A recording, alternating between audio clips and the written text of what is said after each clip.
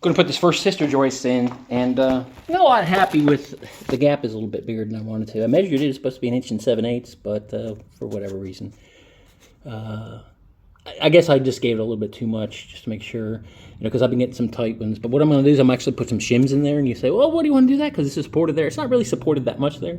It's only a 3 5/8 inch, and that's the way the other ones are set up. But so you got to match that up. But so what I'll do is put some shims there, and a little lesson in geometry and physics. So what happens is when the whole joist pushes down, what that do is whatever gap is here, it'll push that way, because the material will shift like this.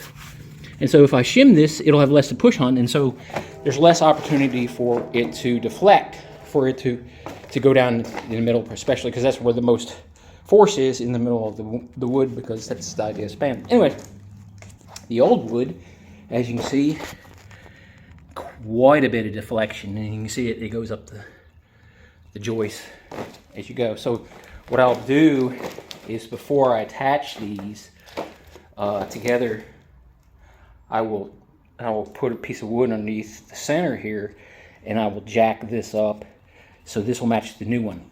That's what I want to do. Of course, it'll be a little bit higher than the rest of the floor and a hump right there, but again, the wall's going to be there, and plus probably eventually get under there and push that section up as well with a girder. For right now, what I'll do is, because I'm sistering these joists, and even if I come back with another girder, I can come all the way back under here into this existing one. But this one will already be pushed up closer to where it needs to be.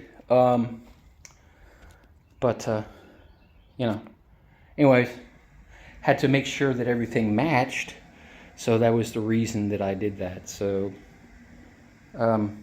yeah, before I attach those, I will jack that up and match the old one to the new one, rather than pushing the new one down to the old one. That's the idea here, is to try to flatten the floor, not make it as saggy as before. So.